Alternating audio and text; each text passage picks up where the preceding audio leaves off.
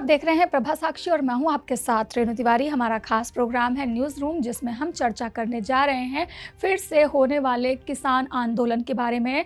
किसानों का फिर से दिल्ली में उन्होंने कूच कर दिया गया है और उन्होंने सड़कों पर बहुत ज़्यादा जाम भी लगाया हुआ है। आइए जानते हैं कि वो कौन सी 7 मांगे हैं जिसका लेकर इस बार फिर से अन्नदाता प्रदर्शन कर रहे हैं।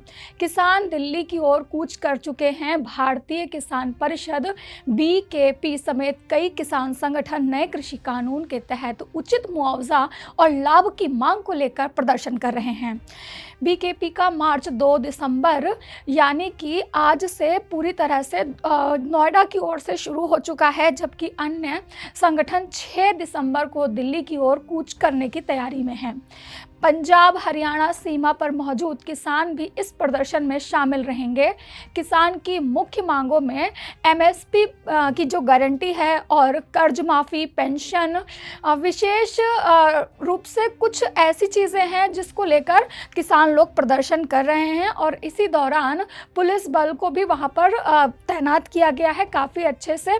और पुलिस केस वापस लेना चाहती है जो किसानों पर किया गया था, उस तरह के लेके प्रदर्शन किए जा रहे हैं। 2021 के लखीमपुर खीरी हिंसा के पीड़ितों को न्याय दिलाना भी इस मांग में शामिल किया गया है।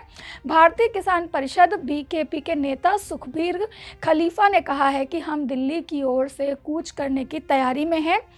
2 दिसंबर को हम नोएडा में महामाया फ्लाईओवर के नीचे से अपना मार्च शुरू करेंगे और दोपहर तक हम वहां पहुंच जाएंगे और नए कानून के अनुसार अपना मुआवजा और लाभ मांगेंगे। तो अब बता देते हैं कि कौन कौन से संगठन इस किसान आंदोलन में इस बार शामिल हैं। किसान मजदूर मोर्चा यानी कि KMM और संयुक्त किसान मोर्चा यानी कि SKM गैर राजनीतिक संगठन इसे माना जाता है। इसके अलावा विभिन्न किसान संगठन भी इस विरोध प्रदर्शन में शामिल हुए हैं। यह समूह 6 दिसंबर को दिल्ली की ओर अपना मार्च शुरू करेंगे। इसके अलावा केरल, उत्तराखंड और तमिलनाडु में भी किसान यूनियन उसी दिन अपनी अपनी विधानसभाओं पर प्रतीकात्मक मार्च निकालने की योजना बना रहे हैं।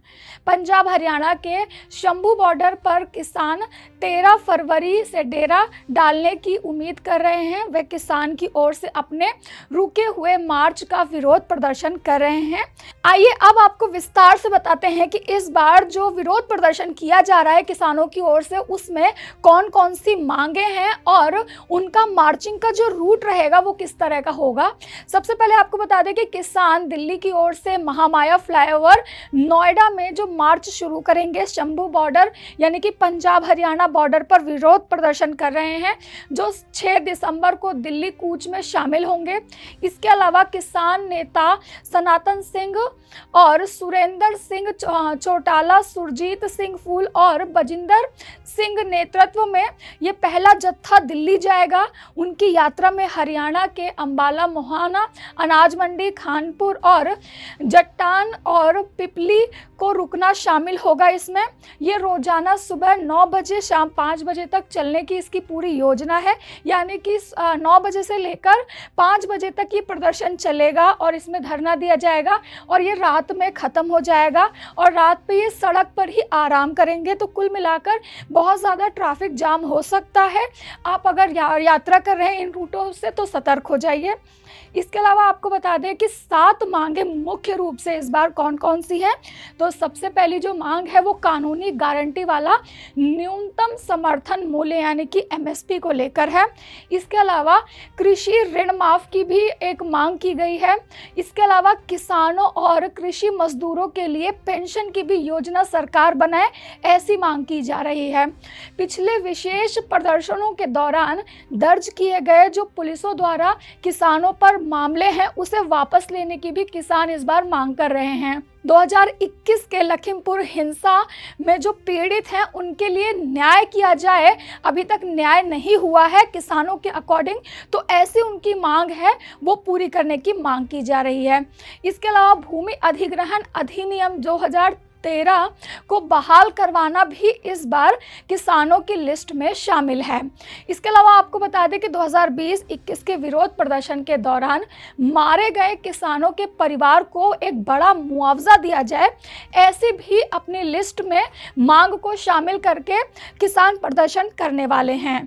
18 फरवरी को हुई पिछली बातचीत में केंद्र ने 5 साल के लिए दाल, मक्का और कपास जैसी फसलों को एमएसपी पर खरीदने की पेशकश की थी। हालांकि किसान नेताओं ने इस प्रस्ताव को ठुकरा दिया था।